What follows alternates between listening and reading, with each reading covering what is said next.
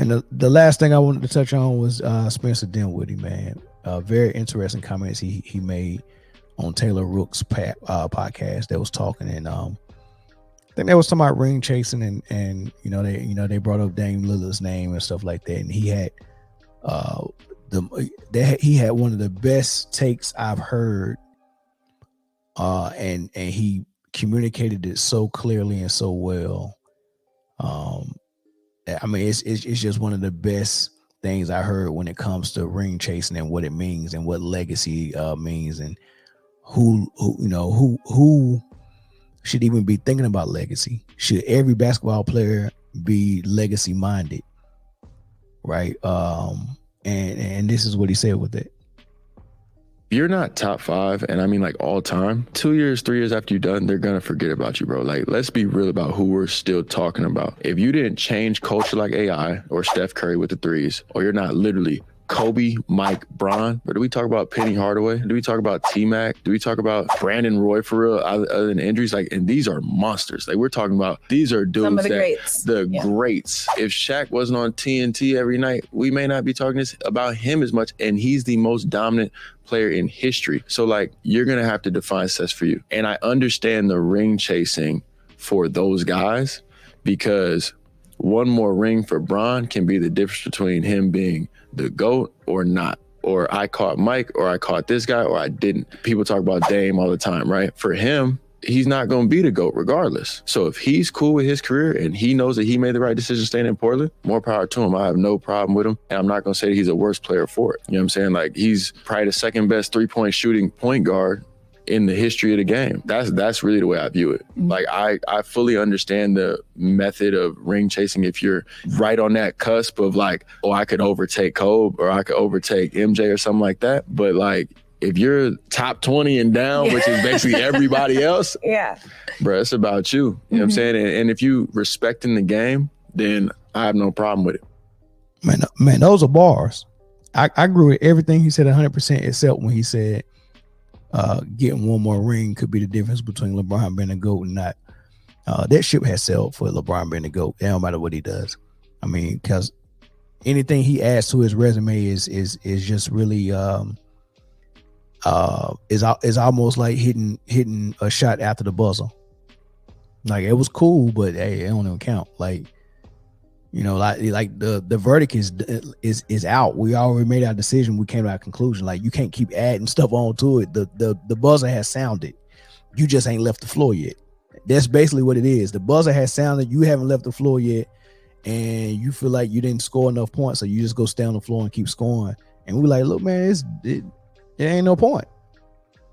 It ain't no point. Imagine losing the dunk contest and everybody leaves, and then you continue to do more dunks. That's what LeBron is doing right now. He's staying in the league to add more stuff to his resume in hopes that it'll put him over the top when it comes to Kobe Bryant and Michael Jordan and Kareem, right? But we're not grading it like that. You just can't stick around like Robert Parrish and be like, oh, I got another ring, so now what does that put me? You know, come on, man. Like, that's ridiculous. But the point Spencer Dinwiddie was making is, I don't understand the thought process of players that are not Kobe, Mike, LeBron, or guys of that nature. He was like, I don't understand why they want to chase rings. Right now, I get it from the standpoint that I just want to feel what it feel like. I get that part. I think CP3 and Carmelo, they just want to win one. I just want to feel it. What does it feel like to be the best that year and win it? I think that's what they want to do. But LeBron is saying, I need to get multiple because I need to try to catch Mike. He said, I'm chasing that ghost in Chicago. I need to catch Mike. They want to catch Mike. They want to catch him. Right? So that's their challenge. That's not nobody else's challenge. That's Kobe and LeBron's challenge. There was nobody else's challenge. Not Shaq, not Hakeem, not Dame Lillard, not Anthony Davis, not Garnett. It's a pointless battle to try to chase those rings because it's not going to. What is it going to do for your legacy? Not much. Not much. It does something for Kobe and LeBron's because they're in a debate that's ongoing, and the guy who's leading that debate got 6 rings. So if you even want to get in any points in that debate, you better get 6. At least get 6. Get 6, and we'll have a conversation. That's not how I think. That's how some of the people in the media think, right? Because how they think is, give me the resume, right? If I could put your resume on paper, give me your resume, and they're gonna look at this paper and everything that's on this paper and decide who the better player is, right? That's called judging it by the paper resume, right? Or like in boxing, when they call some of the people paper champions, right? Your own paper, you the champion, yeah, but you know, not you're not the best fighter, right? So on paper, yeah, you 36-0, but you avoided all the people that could possibly beat you, right? On paper, you 36-0, but you ain't fought me. I'm the best fighter in the world. You ain't fought me, right? That's a paper champion. In basketball, you can be a paper champion as well. You can be the guy on paper. Oh man, I look at this. Oh man, this looks great. But if I actually go and watch you play, you're not better than a couple of guys that's in the discussion.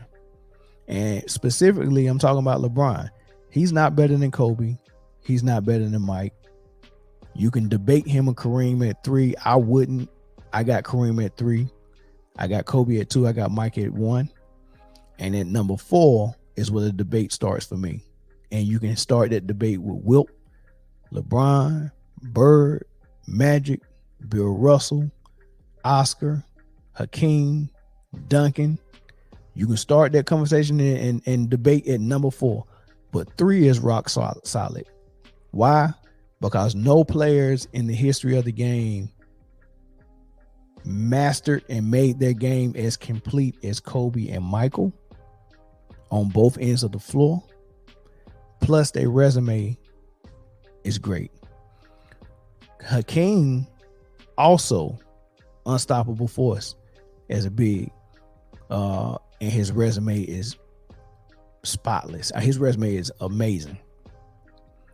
I think LeBron is a better player than Kareem, but Kareem's resume blows LeBron out of the water.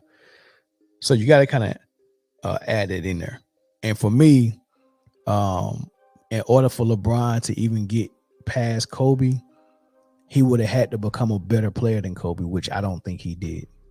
You're going to leave the league when you retire as a poor free throw shooter.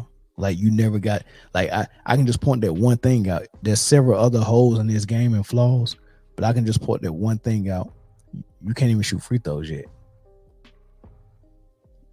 You can't be better than Kobe. If I can keep pointing out things that you can't do, things that you haven't mastered, because Kobe mastered everything on both ends of the floor, right? So I think Spencer Dinwiddie was spot on. There's no need for people like Dame Lillard and Russ and all these people to chase these rings, because it's not going to do nothing from them. You just seen what Dwight Howard finally got his ring with the Lakers, and what did they do for him? Not a daggone thing. What did that ring do for AD? Not a daggone thing. Nada. Only thing they did for AD was they ESPN ranked him as the number 2 player in the world on their top 100 list the following season after they won it. And he ain't even in the top 10 on ESPN no more. So what can you use that ring to get you back up there? No. Does that ring make you better than Garnett? No. Does it make you better than Dirk? Nope. Does it make you better than Karl Malone? Nope. Does it make you better than Barkley? Nope. It don't even make you better. You're not even better than Chris Webber.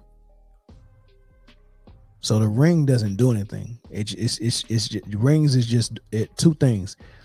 It's something that goes to, like Dinwiddie said, the top 10 players ever, and the guys is in the GOAT debate, right? The rings do something for them.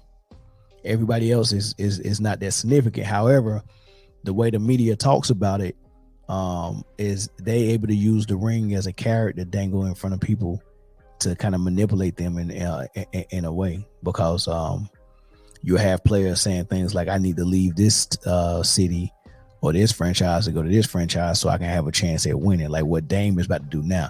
I need to go to Miami. I think he's tired of everybody saying he can't win in Portland, blah blah blah, he's gonna retire without a ring, and now he want that ring for his legacy. Right now he want it because they dangling in his face. You need to leave. You need to go here if you want a ring, if you want to win. And at the end of the day, the media people that are saying all these things are the people that's going to be commentating and talking for the next 20 to 30 years, most of them. So whatever narratives that's going to be around sports in the NBA is going to be started by them and perpetuated by them.